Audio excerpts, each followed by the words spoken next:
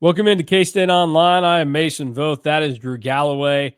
Yeah, it's Wednesday. We skipped Tuesday. Why is that? Well, it's because I got Drew sick through the computer monitor, apparently. And then he wasn't feeling great yesterday. I was like, well, I'm not going to push you, but I got a lot to throw on your plate on Wednesday because we're hammering out not only stuff for today, but also what you'll see tomorrow, and then possibly something that you'll see at some other point, or you may never see it again. We'll dive into that in a little bit here in the next couple of minutes, because we did have a video that I was hoping everybody was going to get to see sometime over the weekend or here recently. And Sunday it became irrelevant when Markel Sutton committed to LSU. So that's the kind of thing that happens during transfer portal season. Most of you astute realize that, oh, those guys look like they're wearing the same shirts from the other day. Yeah, sometimes we plan ahead and I can just pop that video out when it needs to go. How many videos did we record last year that didn't go out, Drew, during the transfer portal? How many would you ballpark it at? I'd ballpark it probably like 4, maybe 5. If you want the true behind the scenes is, I think that we recorded 3 different Lincoln Cure videos about him committing before he actually did. Yep, that definitely happened. I think we recorded 2 different Caliph Battle commitment videos last year. And obviously that ended up not working out. So it could be the kiss of death when we do this, but also just know that we had ones loaded up and ready to go in the instance of a lot of other guys that did end up coming to fruition for K-State. So it works out more than it doesn't. But when it doesn't work out, it feels like we jinxed it. Yeah, and it's one of those too where it's like there's no penalty for being wrong on it, and a guy eventually ends up committing, but it's like you put together, like you said, for Lincoln Cure, there were multiple moments where we had these different videos ready to go and we never used them. It's like putting together like 3 or 4 different things just to get one right. You got 4 chances. It's like the person that fills out multiple brackets every year. There's really no penalty for filling out 2 of them, but it's just like, waste of time because this one ended up being the one. One day, like dead of the off season, we should just post a compilation of all the videos that we've done that have never seen the light of day. Because I'll be honest, that's a great idea if I had saved all of them. My guess is most of them have been deleted. But I will start saving those in a better place that has long-term stability, because I do wipe out the history for our StreamYard, and I don't stuff that ends up in my downloads in my computer.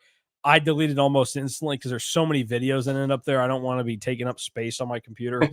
So I'll just start moving them all onto a hard drive. I'll make a folder that says guys that didn't want to come play at K-State, and do a compilation. That's a good like Christmas special next year. It feels like when the holidays come around and everybody's in and out. What are we going to do? Or we're traveling to a bowl game. That's a good one that I can pop out there that everybody can watch how we broke down so-and-so commits. And you can sometimes tell by the language in certain videos on when we would have recorded them and everything. But we do have actual basketball news to talk about today. Not as solid as what we discussed just a couple of days ago when Abdi Bashir committed to K-State. And I think as the dust is settled on this one, I've got some maybe better thought out opinions on this pickup for K-State that I just wanted to hit on one last time off the top. I think Abdi Bashir, there is the option here for this to be a really good thing for K-State. He was in a terrible situation at Monmouth, that terrible situation being his team sucked. And in addition to that, his coach was basically like, we suck. Our best chance is you just chucking. So, like, how much of what he did there is going to actually be what he would be at a place like K-State? The thing that should be a positive in that is that he was told to chuck, and he still shot over 38% from 3. That's good news. He can score. He can do a lot of things. There's an avenue to where this turns into a really good thing for K-State. The only thing that really holds me back from this, though, and this is what people have to consider, and when we talk about what K-State's doing, yeah, there can be steps that rectify the problem that's in front of you and can make you feel a little bit better. But this basketball staff has given us no reason right now to just blindly believe in them currently. And it's going to take actual games being played next season to believe it. And as we found out with this past year's team, we'll know pretty early if we can believe it with this team, because they were fine in Big 12 play. They just didn't have it and get it all figured out in the non-con, and that's what killed them. And so my hesitation on Abdi Bashir is that, yeah, there's also the avenue where this type of player, it doesn't necessarily work out, but it has more to do with the current situation that K-State is in, with changes have to be made with their coaching staff in terms of how they handle things, how they are running things. Like, that's where my hesitation on this came from on Monday. And as I had more time to think about it, I like the Abdi Bashir pickup more and more. And I think, people talk about him or Hazen or whatever. It depends on what kind of role Bashir thinks he's coming into and what kind of role you're going to put him in.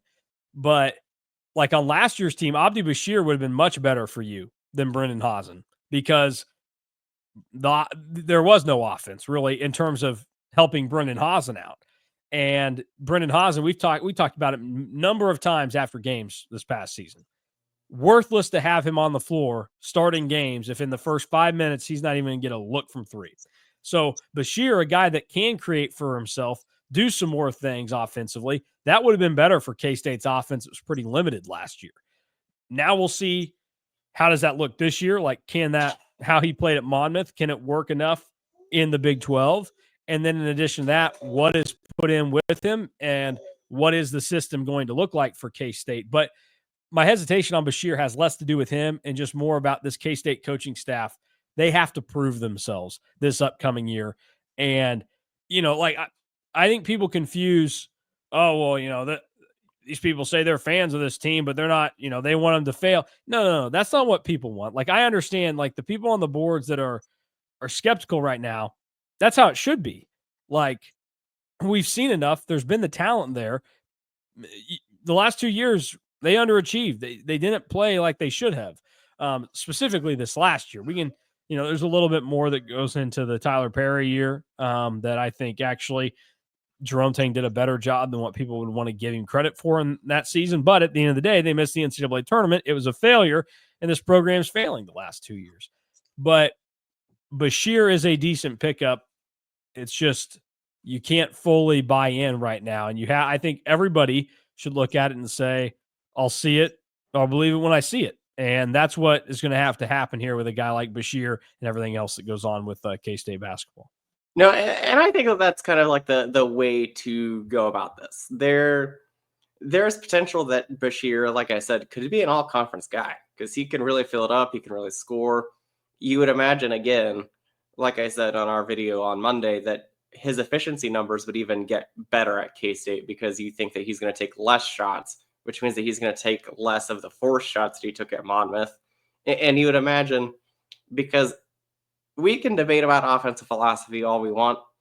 K-State's offensive philosophy the last 2 years, and there were parts of it at the beginning of the first year that were kind of a little bit clunky, but the one thing that they've done well has been to eliminate the mid-range jump shot, and it's either you're getting a shot at the rim or you're getting a three. And if you look at Bashir, his efficiency numbers would be even better, and we'd have his actual field goal percentage on here, because he shot the three better than he shot from the floor, because he was 34% on over 150 mid-range jump shots. And what does K-State not do? They don't take mid-range jump shots. Keontae Johnson did, but that's because he was good at them. If you're not good at them, K-State eliminates that altogether. But with Bashir, he gives you a guy that at the end of the shot clock, along with Doug McDaniel, I think can do this a little bit. He gives you a creator that can create for himself or for his teammates. And if you really need something at the end of the shot clock or into the game, he gives you another option. He also just gives you a guy that, let's say, whoever is on the roster is just not having like a great night. He is a guy that you can say, hey, you've done this before. We're going to need you to carry us.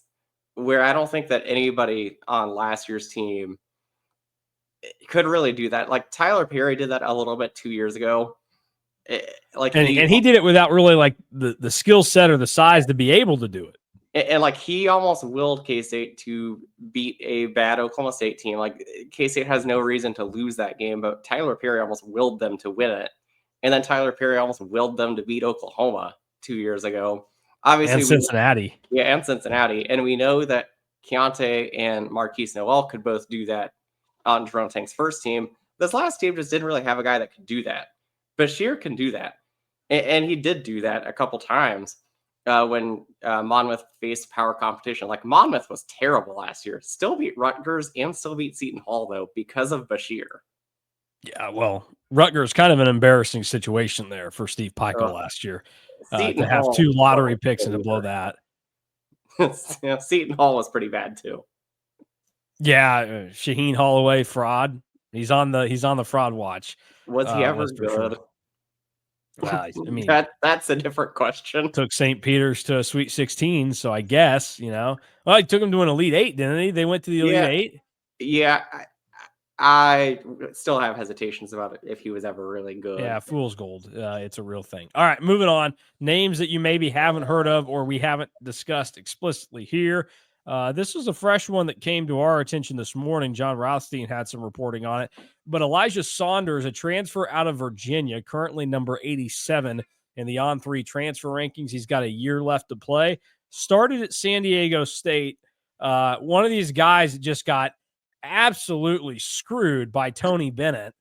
And I mean, this is seriously, the coaches that do this are absolute losers. I know everybody wants to talk about like, oh, these kids, they can't commit. Like, Tony Bennett, like, dude, I get it. You're worn out. Oh, it's changing. Oh, I'm crying. Oh, my job's so hard. Even though I'm making $5 million. Oh, it's so hard. Suck it up, dude. You got a bunch of guys to come play for you. Like, you screwed Elijah Saunders and you screwed Day-Day Ames. And like, these dudes thought they were going to play for you. And instead they ended up playing for who knows, whatever the assistant coach's name is at Virginia. And they were terrible this year. But Elijah Saunders was not. He is a good player, and he is a guy that I would love to see in purple, Drew. Averaged over 10 points a game, 5 boards, stands at 6'8", and then shot it close to 35% from 3. Solid free throw shooting numbers his last 2 seasons as well. This would be a nice pickup for K-State. And again, we talk about it. This is not going to be like offseason where I just am blown away and I love what K-State did. I think they're going to be awesome. I'm going to have to see it, put it into practice next year. But on the face, like, this is another big step in showing, hey, we're making strides. We're trying to get better here. No, this is your guy. This is the first guy that you have put in the KSO chat and been like, yeah, I love this dude. He played at a winning program at San Diego State. San Diego State, I believe, he made the national championship game his freshman year. So he comes from a winning program there. Did get absolutely screwed by Tony Bennett. Like that is loser behavior to retire, quit like 2 weeks before the season, and then kind of blame how college sports is on those. Especially when like Tony Bennett is not Bob Knight's age when he did it to give Pat the job at Texas Tech in the middle of the season. It was like, I'm done here. So yes, loser Tony Bennett. But Saunders has some really fun numbers. I mean, we all watched Florida win the national championship game. Saunders scored 19 points and had 5 rebounds in that game. Against Memphis, he had 15 and 4. Like, he is a very solid player and can do a lot of things for a guy that's his size. The one kind of baby concern that I would have with him is that he wasn't like as efficient around the rim. He was 61% at the rim last year, but was really good everywhere else. And great free throw shooter, great 3-point percentage for his size and his position. Like, this is the stretch 4. And you could argue that there are going to be times where, like, next year, we don't know who is going to play in the front court yet, but there will probably be times that Saunders would play the 5 and would allow K-State to even play small and have guys that can shoot the ball all over the floor, most likely. So I really like the idea of him. And it's probably a stretch to say that I would like him more than Bashir, but they would be very close in my rankings too. Yeah, no, I would like this pickup for K-State. It'd be a good move. Now that's on the transfer front. Some names that have been floating around in circles, and not that there was like an embargo on discussing them, but it's one of those where you just are like, how serious is this getting? Where where can it go? Well, there are tea leaves that can be read now, and it feels like K-State is in the mix for two very specific international targets, and we know that this has been kind of a play for this staff now. They're thinking this is kind of an avenue to, yep, they lag behind in high school recruiting. They need to find some, talent that they can get, but where's the competition level? Two international guys that stand out. We talk about the first one being Elias Rapiak. He is playing for Alba Berlin currently over in Germany. He is from Germany as well. Interestingly enough, a couple of his teammates, Big 12 legends Matt Thomas, who played at Iowa State, and David McCormick, who played at Kansas. Here's what I would say. And he clocks in. You can debate the size. Some have him listed 6'6", 6'7", 6'8", and then anywhere from 200 almost 220 pounds. I think he's thinner than that 220 now, so he's probably getting closer to the 200 end. People will just go and look at his numbers and say, oh, I don't know. That's not really a lot. Because, again, he's 21 years old. He's playing professionally in Europe's highest level. Yeah. Just think we're talking about this guy maybe coming to play in the Big 12 right now, and he's teammates with guys that played in the Big 12. I mean, Matt Thomas hasn't been in the Big 12 since, let's see here. At least 2016. And David McCormick, I think his last year was like 5 years ago. Matt Thomas, 2017 was the last year he played in the Big 12. So 8 years ago, and he is playing with a guy that might play in the Big 12 next season if everything goes according to plan for K-State. So you can look at it and see, he's playing about 15 minutes a game for Alba Berlin, and they're not very good. They're 5-28. They're terrible. That not very good was a good compliment. Yeah, well, they're it's a struggle. I'm sure they're tanking for whatever draft they have over there or something. It's got to be what's going on. But if you go and look a little deeper into some of this, when he's played this year, because he has had some games where he's played more along the lines of a lower form of competition, a handful of games. He's played in 5 for a different team. Almost 29 minutes a game, averaging close to 20 points. He shot 37% from 3 in those games. The free throw shooting leaves something to be desired. He's grabbed, north of 6 rebounds. Like, this is a guy that, like you said, he's playing with grown guys. Like, Matt Thomas is 30 years old. That's one of his teammates. He's playing with guys like that. And obviously, you can see that there's some belief there in what he can do. I've come around on this pickup for K-State if they're able to cross the finish line and get it done. He follows Anthony Winchester on Instagram, so that should be a telltale sign right there for everybody. But this is one of those where, like, there's no guarantee that it works, but it's an intriguing path and not a bad option for K-State to explore.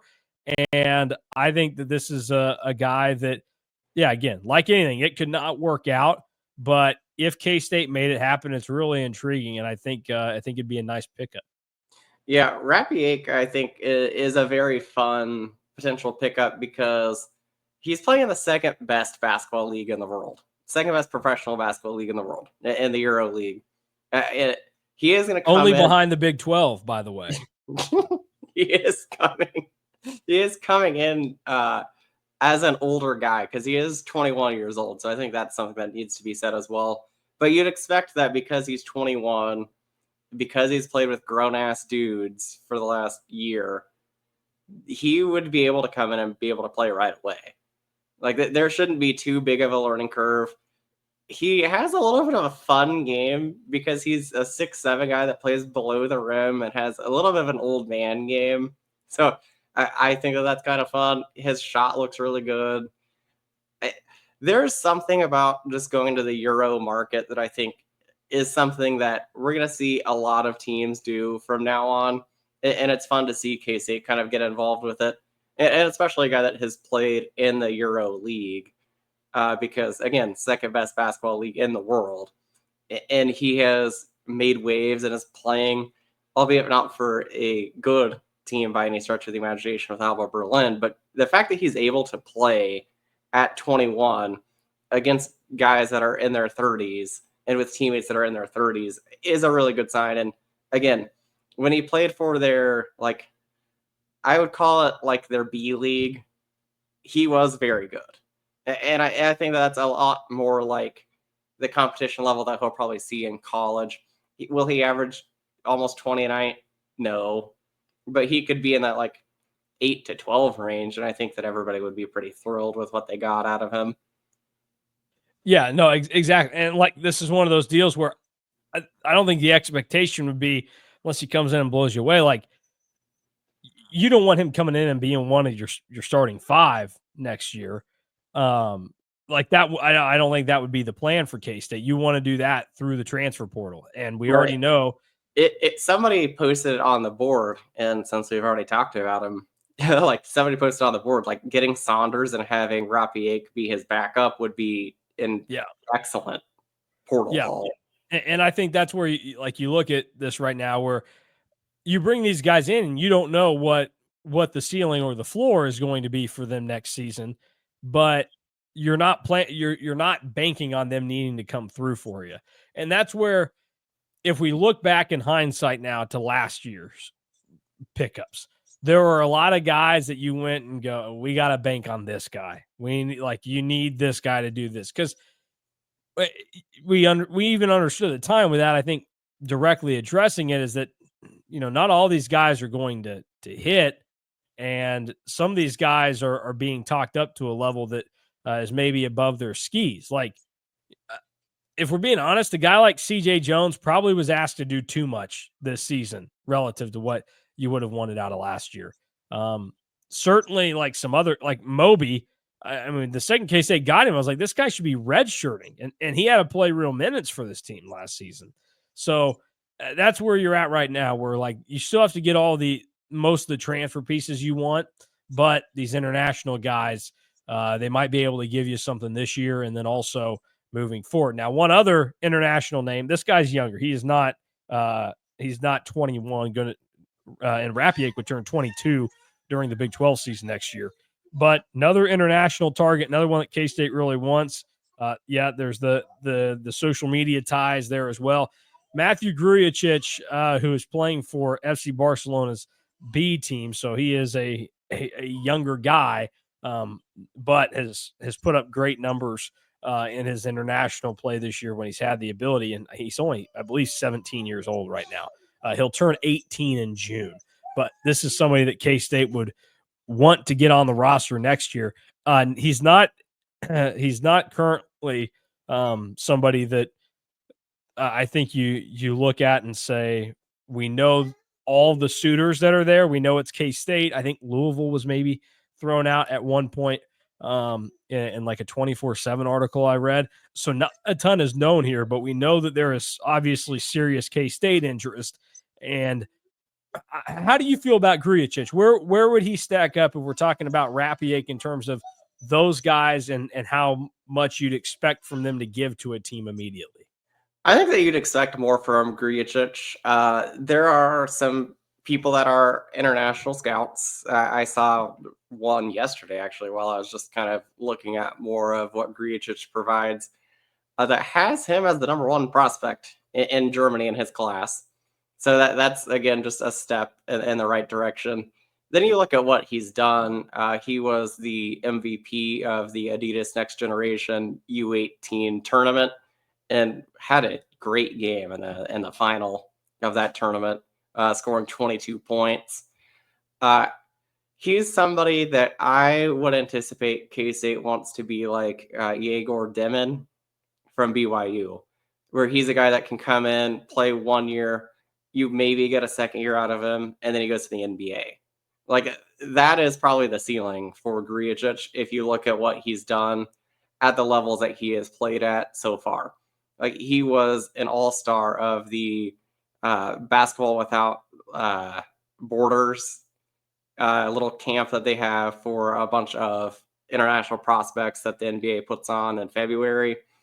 So you look at all of this, and you would expect him to come in and probably be able to play right away and be able to potentially even start right away, because he is a lot more of a polished prospect, I think, than even Rapiak, where I think And he's like a pure scorer yes, too. Like and that stuff translates a lot quicker. yes, and he's a big time scorer, has good size.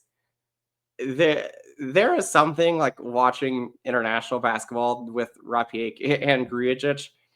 They are just so much more polished coming in than some American prospects, and I think that that's kind of what you see with both of these guys, because they just do a little bit of everything and do it well. Grujic, big time scorer, can shoot the three really well at the Love that. international level. So I think that he's somebody that would be very fun. I also would look forward to, he does something well. Fan and I love the gifts of players. There's a million grew from Despicable Me gifts that could be on the table here. It's true. Also, I've with a young daughter, I've watched more of those recently, and it just reminds you how much of a gem those can be. So yeah, I'm all about the Despicable Me action that can go on there. All right, so that's what we have for you today on the transfer portal, and really just the recruiting front in general, because these guys aren't portal guys; they are just straight up prospects of any kind or whatever. But it is wild that K-State could have a 21-year-old freshman on there, and about to be 22-year-old freshman. Hey, who wouldn't want to be 21 years old and starting out in college? Hey, again, I think it'd be a great pickup for K-State if they make it happen. And we know that I think the three guys that we named today, if K-State got all three of those, people should feel at least really good about where things might be trending for K-State. Again, I don't think anybody should be, oh, this team's going to be really good next year, all this other stuff, but it at least makes you think, okay, there's an avenue here. Like, I can see the path to getting this thing back on track. Baseball analogy, probably not a home run, but I would say a triple. Okay. All right. Yeah, and that's true, because I know teams can get guys to third base and not scoring with nobody out. The Royals can do that. So thank goodness that Minnesota hasn't been working on their PFPs and just chucking balls over the first baseman's head last night. All right. That'll do it for us today with your basketball recruiting update. But before we get out of here, I want to remind everybody about the Aer Lingus College Football Classic that's coming up on August 23rd over in Dublin, Ireland. K-State, Iowa State, Farmageddon at Aviva Stadium. Drew, give us the Ireland fun fact that people want to know as they're going to cats2ireland.com to book not just their travel, not just the hospitality packages, not just their game tickets, but the experience of a lifetime. All right, you're a big animal guy. You like learning about animals and all that. You watch the show The Americas. You can't not be. I'll be honest, I haven't watched it in a while. I did not finish it out. So That's yeah, tough. I don't know. They came out hot and strong. But so Ireland doesn't officially have a designated national animal, but the Irish hare is considered a symbol for the country, particularly for the wildlife and the folklore. It is largely found throughout Ireland, from coastal dunes to mountaintops. So you can probably see these anywhere, I would imagine. And they are larger than rabbits, and they have a russet brown color and a white tail. And they have been in Ireland for a very long time, because there's like fossils dating back to a long time ago. it makes sense that you would only be able to find them in Ireland, since, as we covered, Ireland is an island. So, like, where are they going to go? How are they going to branch out? Unless, I think about those idiots that get snakes and take snakes from where they're not supposed to be and then release them. And then, oh, now we have this type of snake here in this area. And it's like, they're not natural. They're not native to this area. You could do that, I'm sure, with some hares. That wouldn't bother me. But yes, it makes sense that they would not be able to go anywhere. And they've probably just been chilling there since the days of Pangea, Drew. What do you know about Pangea? the like Pangea and just fossils in general fascinating to me. Also, I just want people to know that if there is some like political discontent with the concept of Pangea, I apologize. I was unaware. So I'm not trying to, I don't want to be called one way or the other here in this argument if Pangea is a political stance. So it is fascinating though. I bet my daughter who's into puzzles right now, bet she could have figured out Pangea in a shorter time span than all the scientists out there put all the countries and continents together. But all right, good way to end it, talking about rabbits and Pangea. And we'll have another Ireland fun fact for you tomorrow when we talk K-State football recruiting, a football recruiting update from Drew. A lot of visitors that just came by, more on the horizon. Fascinating what's going on at running back for K-State. So a lot to get into tomorrow's show about Chris Kleiman and his program's recruiting as well. So for Drew Galloway, I'm Mason Voth. We're out of here. Talk to you again tomorrow.